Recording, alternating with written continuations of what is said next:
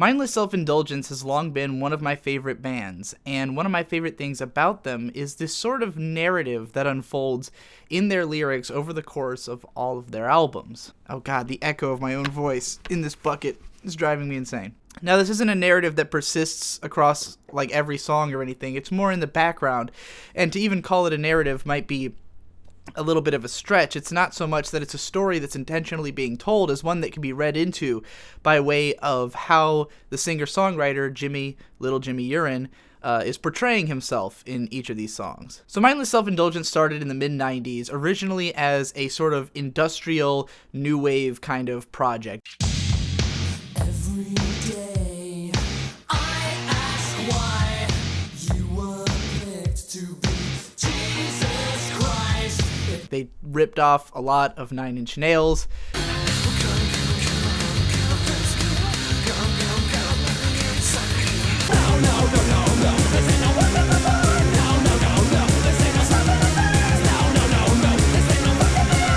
Depeche Mode, Tears for Fears, that kind of sound is what they were going for in the early days, and it was just Jimmy back then. I never had too much, I never had to lie, I never had to sacrifice my life. And then in the mid-90s, he ended up creating a much more distinct sound by having this style of sort of compositing different songs into one, like having songs that would just violently shift in the middle of the track to like different parts that he'd written individually. When I will be the number one. Hey, hey, hey, now you listen to me, .com.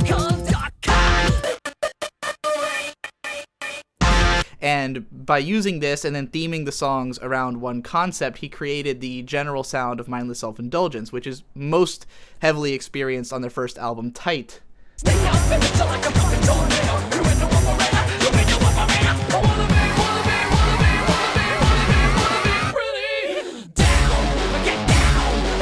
Or Tighter, as it was later re-released. Now, the lyrics on most of the songs on Tight are very much just like scatological, juvenile humor.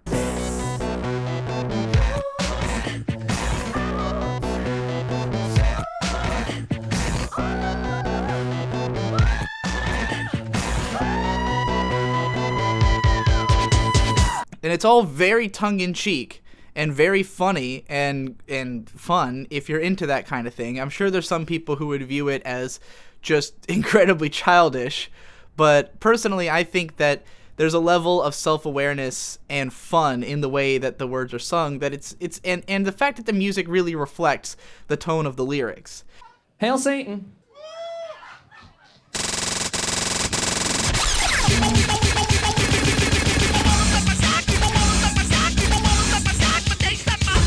There's lots of bands out there who just sing about like edgy things or make lots of like crass humor over what is just normal music, and I think that doesn't really work. Whereas with Mindless Self-Indulgence, the songs themselves are like these wacky, chaotic pastiches of different sounds and types, and they have these violent shifts in the middle of the songs, and it really doesn't sound like anything else out there.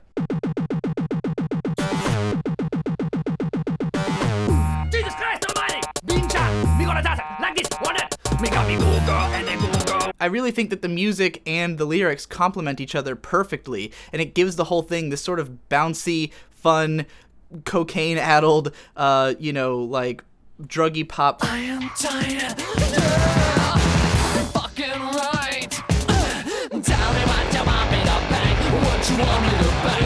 What you want me to bang. But even on this first album, there's this little element of self-criticism that peeks through in certain songs, such as Bite Your Rhymes, which is a song where Jimmy is singing about how there's so many talented people out there and he's so happy about it because it means he can rip them off and make money by stealing their style of music. And all you creative motherfuckers making all them original masterpieces of shit. Y'all be slipping, indeed. And that's good. Y'all be slipping, darling. I'm gonna make a living ripping off all your shit. And this is sort of a theme that pops up a lot in their albums, that Jimmy doesn't seem to think very highly of himself as a songwriter. And he's constantly ragging on his own music and sort of suggesting that the only reason he likes it is because of the fact that he can make money off of it, and if he self-aggrandizes, he can get what he wants out of it. We'll talk about that more in a later song that some of you probably already know what I'm talking about. But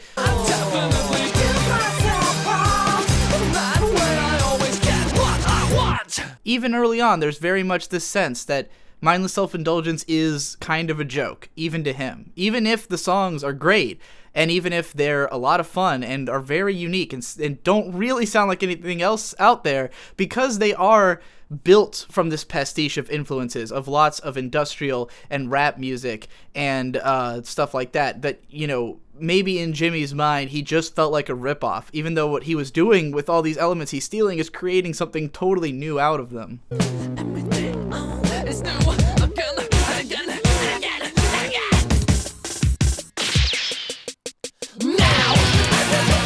Now, Mindless Self-Indulgence has always been fairly prolific in spite of the fact that there is a long time between each of their major albums. They tend to put out lots of EPs and live albums, re-releases, mix, like where they'll take a single and have 1 million people remix it and put it all on one CD.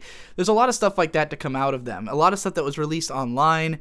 They had their own label called Uppity Cracker because there were certain songs that major labels just wouldn't publish because they were just too edgy, even for the labels.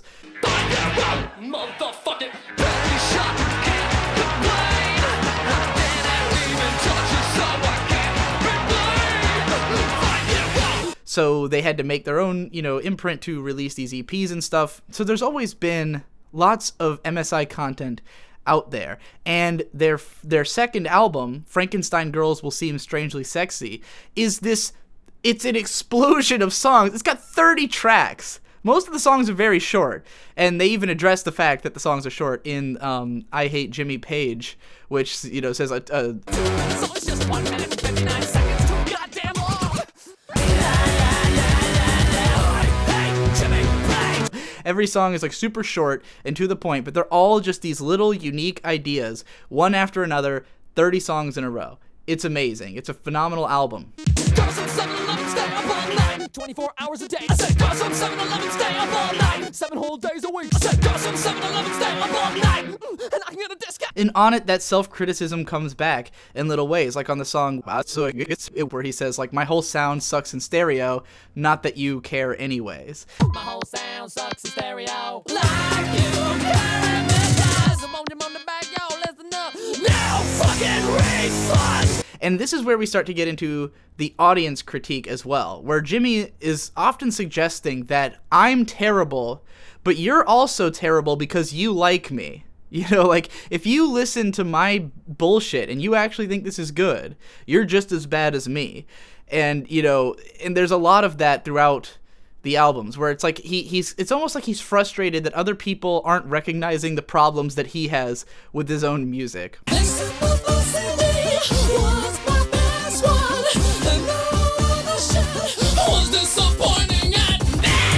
Now, the thing about Frankenstein Girls Seem Strangely Sexy is that in some ways it was a right place, right time, and in some ways a wrong place, wrong time kind of album. Bitches love me cause they know that I can rock. Bitches love me cause they know that I can rhyme. Bitches love me cause they know that I can fuck. Bitches love me cause they know that I'm on time. Because this album was hard to come by and weirdly expensive.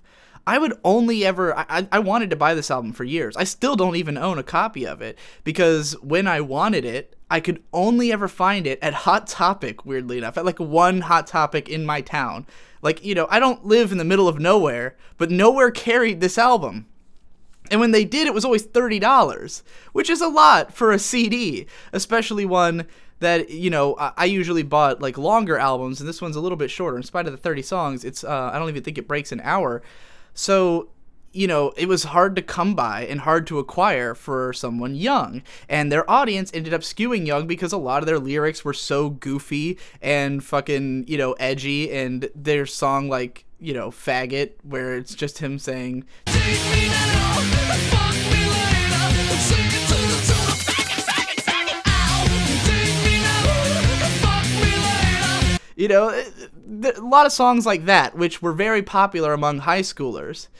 So this also just happened that this album released around the time that internet piracy was taking off, that suddenly we had like Napster and stuff, and everyone was just stealing their music. Because the people who were into it were young, they couldn't afford the albums, they couldn't probably find the albums, and of course they were going to steal the music if they could.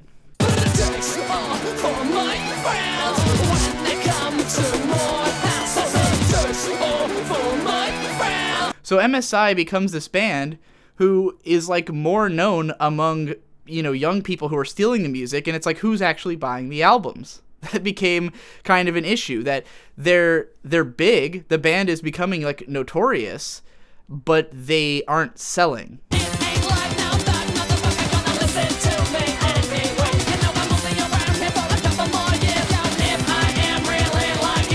Now all of this kind of comes to a head on You'll Rebel to Anything as Long as It Isn't Challenging, which the title of the album alone is obviously a scathing critique of its audience, and that's kind of the main theme lyrically on this album.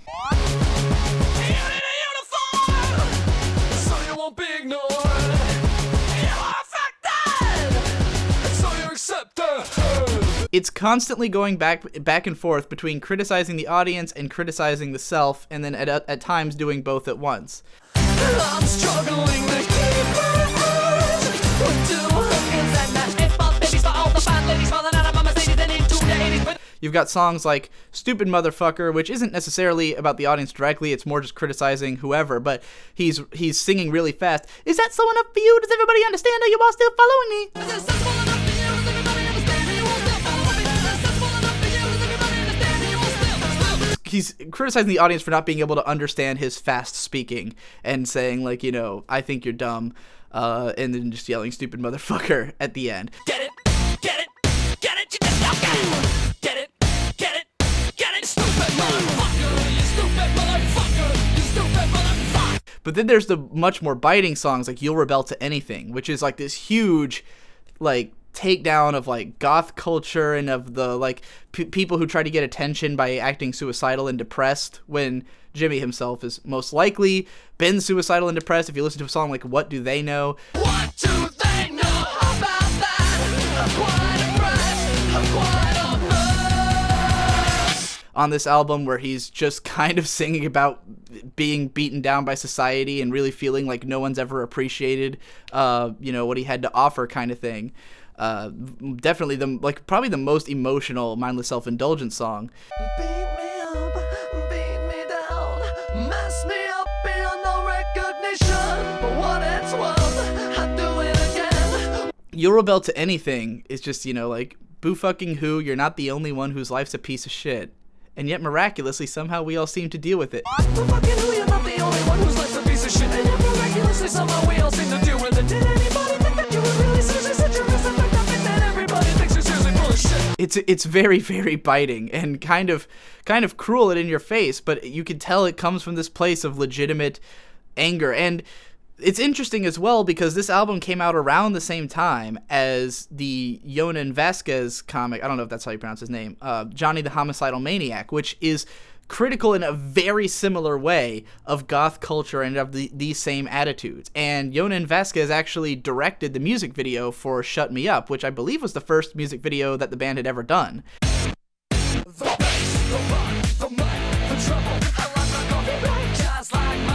So yeah, there was definitely like this kind of connection there of both that album and that story, which, ironically, were both popular within the very culture they were criticizing. Mindless Self-Indulgence, here's a band who is getting big among all these young goth kids, and they're writing albums that are like out to insult these young goth kids. And Johnny the Homicidal Maniac was much the same way. The kid, I remember reading it in high school, that comic, like it was loaned to me by this girl, and I was reading the book and I was like, this is exactly the clique she hangs out with that this book is criticizing, So yeah, there's definitely some interesting sort of irony there, and it really makes you wonder, how much did the audience recognize it? I think that's kind of what MSI was saying, is like, do you people even know what you're listening to, what you're rebelling to? You'll rebel to anything as long as it's not challenging. You think you're saying something relevant as you connect the dots, you never realize you have to get it like the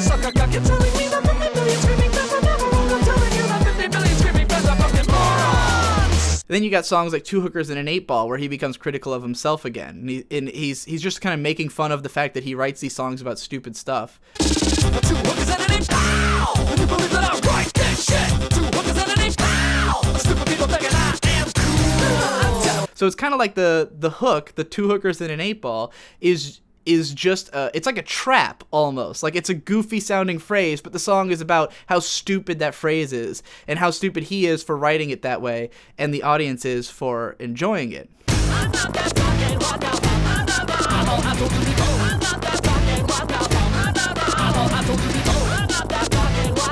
Then you've got Bullshit, another sort of, this one is self-critical, but it's more about how he's just like I'm just making all this stupid bullshit because I need money. You know, like, hey, it pays the bills and I get laid because I, you know, pump out this stupid garbage and people eat it up, and I'm in the end I'm bankrolling on it all. I'm so down underground, I'll be scuffing all my tickets, floating all my sounds down, like y'all can know the difference. The mission fishing for the missing friends, our little kids. We shoot them in a barrel, it's always in the best. So yeah, the whole album is just this bitter, self-loathing and audience-loathing album, and it kind of feels deservedly so, considering how they probably weren't making any money off of their music. Like, the group that they were popular with was not buying their albums, and I think that's kind of worthy of being upset over. But of course, You'll Rebel to Anything was a successful album, so now they finally did get some of that success that they were hoping for, and were able to get out there a little bit more. Say no to praise, it's a no-brainer. Lowest coming to know the brainer. Pays the bills to be in the store. Fuck me now, rip me off later. And that brings us to If, which I don't know the source of this quote, but someone told me once that Jimmy had said it was, the band just kind of said, we're just going to finally give our audience has done a lot for us. Let's just give them some good music for once. So If very much goes back to the goofier lyrics. It goes back to songs that are more, these ones are like more conceptual than before. It's more like taking one of those goofy ideas and really running with it and going all out. It's 3 a.m. She won't put out. Let's go make out with her friends. Make out with her friends. The songs are much more simple and straightforward than they ever were on previous albums. It kind of is a sellout album. Like, in all honesty, it's so much more straightforward and easy listening, kind of. I wanted to dance with nobody but you. Wouldn't take no for an answer, you fucking bitch. And it really feels like they just tried to make something just that people would just be happy with, and wouldn't be like a scathing critique of their audience anymore. And there's one song, my favorite track on the album, which is the most in tune with this narrative, the one that most breaks away from just goofy stuff to like say something a little bit more meaningful to me, which is Pay For It. I know I feel this way forever. I know no one will beg to differ. Which is basically Jimmy saying, I know that my music's never going to be perfect, and I know that I'm never going to be happy with it. Never gonna be perfect. Never gonna know about. I just want people to fucking pay attention, to listen. I just want someone to listen, you know? I don't want you to hate me. I want you to wanna hate me. I don't want you to hate me. I want you to want to hate me. I just want people to care. I just want people to have some reaction, you know? And in the chorus, he says, I'm going to pay for it. All of this shit. And I really get the sense that what he means by that, what he means by paying for it, is like to finally make good on the promise of this band that he's been doing for, you know, by this point, over 10 years. I wanna pay for it. All of this shit. I wanna pay for it like a goddamn son of a bitch. He's been, you know, participating in Mindless Self-Indulgence. It's like finally finding some willingness to just embrace it and do it right, and do right by the audience and the band, and make good on what's been building up over all this time. So between If and their next album is a 5-year gap. They released an EP. I think the re-release of Tight came out around this time, and Mindless Self-Indulgence finally did something that made the most sense in the world to me, and was kind of, in my mind, like the proof, they were the perfect band to do this, which is to run a Kickstarter for their next album. Want your new Mindless Self-Indulgence record? Well, then you will have to pay us for it, motherfuckers! Because remember, this is a band who got big through people stealing their music. Like they first gained notoriety through their music being stolen. They've had all these, trouble with labels holding on to them and stuff like that. All these limited release albums, all these albums that are so hard to come by no matter what. They're always like, where the hell do I even find these things to buy them? So finally, they did a Kickstarter, and it's hilarious the way they did it, because the idea was that they were holding the album hostage. Our new record, entitled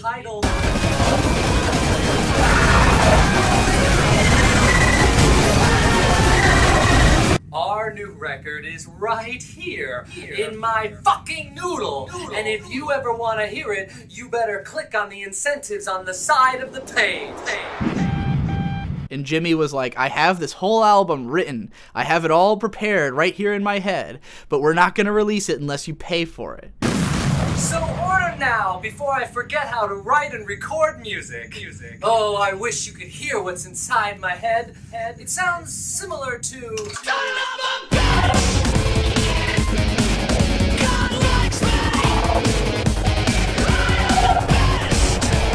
And I think that's fucking genius, because this is a band who's we're in an era now where everyone steals music all the time. So it's like, why don't you just, if there are enough people who care about this, to get it actually funded so that we make enough money to make it worth going through the trouble of recording and releasing this album, just let us know up front. If the fans are willing to pay for us to release this album, then it'll get released. I think that's a fucking genius concept, especially for a band like this who so deserves that. They have this cult following who probably would love to jump on the chance to give them money. People who probably never had the chance. Some of these people probably never were able to find their albums. I'll bet they had fans who'd been listening to them for 10 years and had never managed to buy anything that they made until they finally were able to contribute to this Kickstarter. I mean, me personally, I've been listening to them for 10 years. The only CD I fucking found was, at a time when I had money to buy it, was Tighter. And I found that at like a CD shop that has literally everything, like an obscure one in a different city. So I know their stuff's not as hard to come by now. Their Kickstarted album is actually pretty widely released. I've seen Frankenstein Girls around. It's still $30.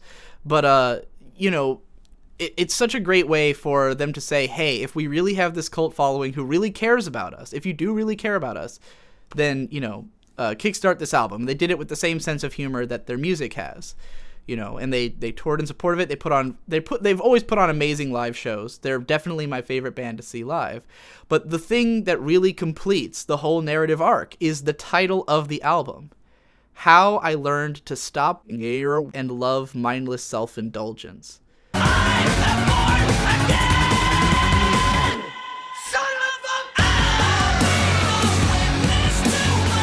The title itself caps off this entire thing I've been talking about. This whole swirl of Jimmy never being satisfied with himself as a musician, never being satisfied with the audience, and the way that his albums are received, always struggling to, get something out there to pay for it, to finally get this fucking thing moving and be good. And now he's finally come to terms with it. He's stopped worrying. He loves Mindless Self-Indulgence. He's over it. He likes the music. He likes the audience. He's willing to just make some good shit and get it out there, especially if the fans are willing to pay for it and to really show their support of it. So, yeah, it's the perfect capstone to what's been going on. And then after that, they released Pink, which is a collection of all the old songs that he had written way back. There's remasters and re-releases of the stuff from the first Mindless Self-Indulgence demo, EP, whatever it's considered.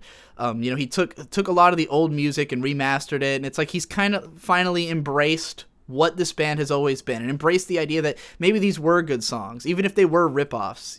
They have one album called Another Mindless Ripoff. I think that might be a live show.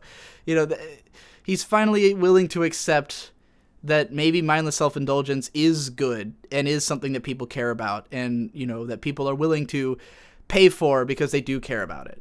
And so that is the hidden narrative that's been going on behind all these albums that to me really gives them heart, that gives them that edge, that lets you know that this is not just a bunch of goofy nonsense. This is made by a guy who, this is who he is and is his sense of humor, you know, and he's very self-critical of it and self-aware about it, which to me makes it even more inviting and easier to appreciate. Great music, great band, great story. I'ma forgive her.